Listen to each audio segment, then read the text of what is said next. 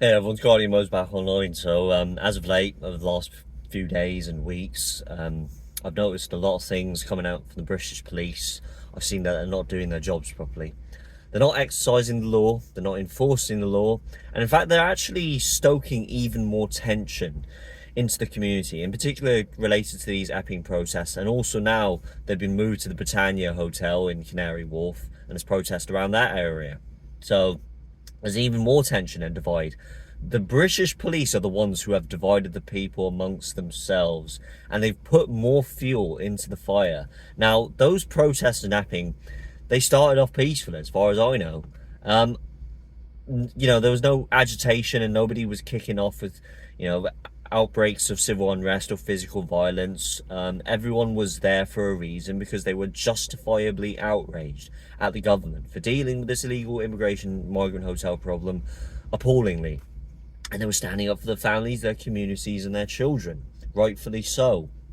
It was only the moment when things really started to kick off, when you saw there was video footage of the police ushering in the Antifa, the far left agitators, the ones holding the Refugees Are Welcome placards, those lefty loony clowns, chuck them into the police vans, bust them over from Epping Station all the way into the focal point of that protest crowd outside the Bell Hotel.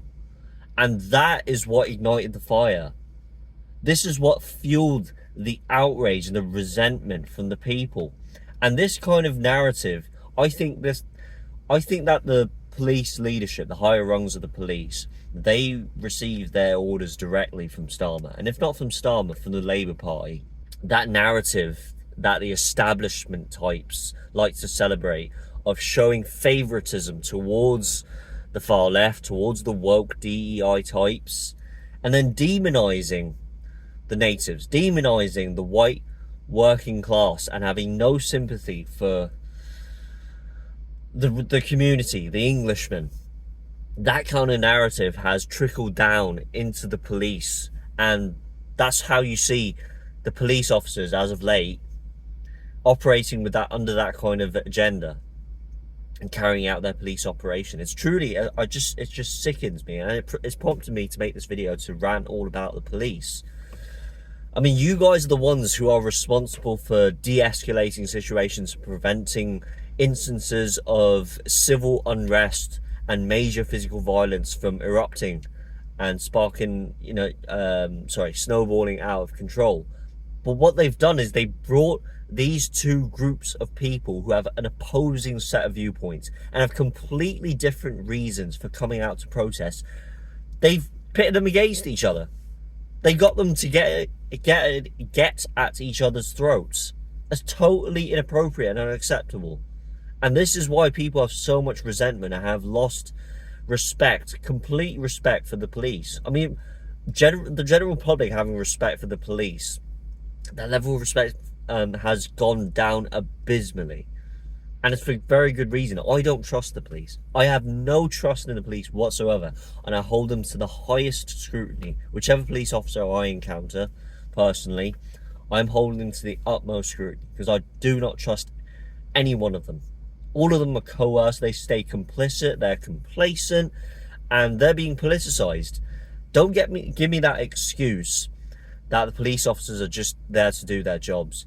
Just doing your job is not an acceptable excuse, because that's the same thing that the officers in the Nazi concentration camps, that's the same thing that they've said.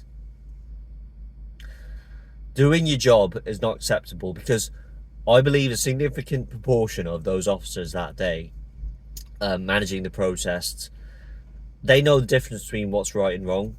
They knew what they were doing was morally wrong, but they zip their mouths, they stay silent, and they continue on doing their jobs because they get paid well for the job. I simply can't give a single ounce of respect to the police right now.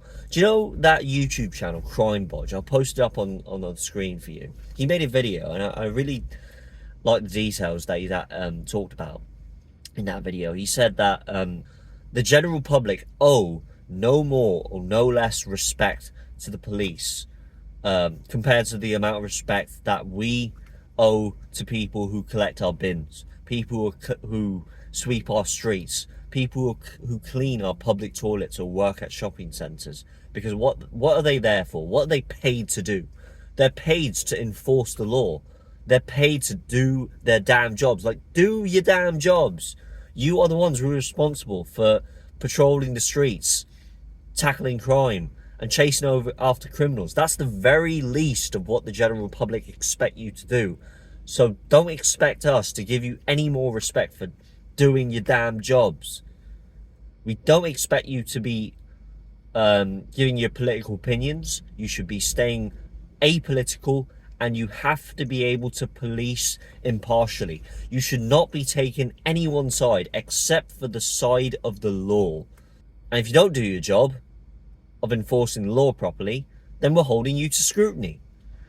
There's one other thing that I'm really mad about that I've seen as of late, is that the police arrest people for potentially causing a breach of the peace. We've seen it up in the Lake District. Because I think that you're going to cause a breach of the peace. You are causing a breach. How? That is a political stance for breach of Your video just proves what you're doing.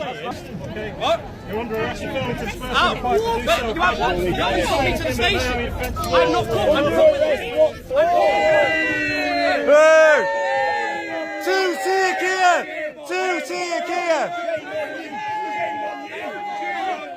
That guy was arrested because the police thought that he was potentially going to cause a breach of the peace simply because of his presence. And that's what the police are trying to do. That's why you see Tommy Robinson a few years ago being arrested by 14 police officers and being pepper sprayed at point blank range. And we're seeing instances after instance of these kind of incidents.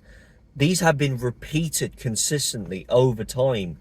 This is learned behavior. This is called pattern recognition. People pick up on these things, and that's why there's so much built up resentment and kind of an accumulated anger and frustration towards the police.